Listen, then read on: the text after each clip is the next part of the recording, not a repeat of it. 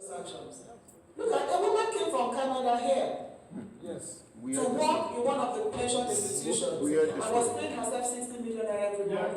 She couldn't do that here. Oh, yeah, we heard that story. No, you don't came to Nigeria because you saw excess and wastages you did what you could never do here. Yeah. You know, so it's not because there are no, it's because there is, and that is why we need to support President Buhari, who is saying it wasn't a business as usual. Mr. Boseji, okay, we have a program called Prime and Pride. It's the presidential initiative for diaspora excellence. It's still in the drawing stage, but it's about, where is Mr. Boseji? I'm sorry, okay. It's about people like you. We started with the doctors who want to do what you say you're doing. So they're putting it together, the doctors. Okay, you can come, spend 3-4 months in Nigeria, what we call the job flexible scheme, train younger doctors, just do your own quota and you can come back to your country. And some of them even decided they're not coming back again. So we're building on that. So something in your profession can be done. But it's going to grow, it's going to be pride. Presidential initiative for the aspirants. So that is we're dealing with prime. That's medical excellence. So we'll come to your field too. If you have a group of engineers and others that are ready. So there are many things in the pipeline since we have this office now in diaspora working with you.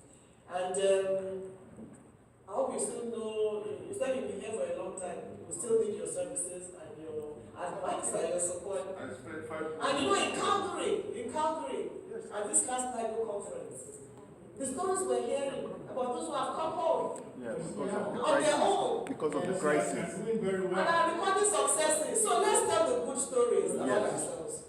At the NIGO conference, a lot of them came up. There were challenges they were able to overcome. Those who didn't overcome, they will overcome. So we can't just sit in one place and expect that. We have to take some risks. Yes. And I appeal to all of you. Yes. And there are risks that we want taken like he has done. So thank you, sir. The issue of headsmen. I think again, if you had followed recently what the president said, he's declared that no headsman guilty should go unpunished. And he has directed every security agency, military, police, to fish them out. Although we also know that, I'm not sure, but that's what I heard from the people in various states.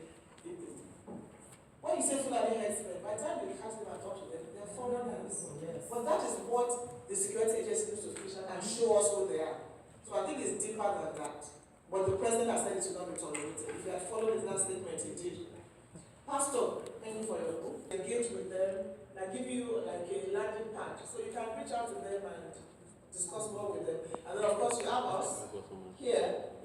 Like I said, if you have something productive and serious to talk about, my office. Thank you very much for commending me. But it also shows that you support women. So thank you for your commendation. And we'll continue to work for our country. And you talked about the military. Somebody can say that is right. Excuse me. Sorry, madam. Nobody is talking. Nobody can say that is right. It is not right. And everything should be done to correct. Thank you so much. Thank you. Thank you. If you confess, I'm good. That's what I hear. Thank you so much. Thank you. Also, you know, a lot of times, we should also, I've worked a lot with the military, and we should also encourage them and support them sometimes. Because when they do something wrong, we won't accept it. But let's feel what they feel. I know how many military men have died. I know how many women have lost their husbands and their soldiers. I know how many mothers have lost their children. One was crying to me last week when the big thing was on. And she said, you know what, my son died in the fight for the I said, thank you. So again, let's be a give and take situation. And pride and responsibility come back again. We see professionalism. When they make a mistake, yes, like I said, we will tell them we made a mistake, but let's also encourage them. They are our brothers and our fathers and our husbands. APC, PDP, you are getting very political now. Yes, but most importantly, whether you are APC or PDP, anything you even do under President Buhari, you are on your own. That's right.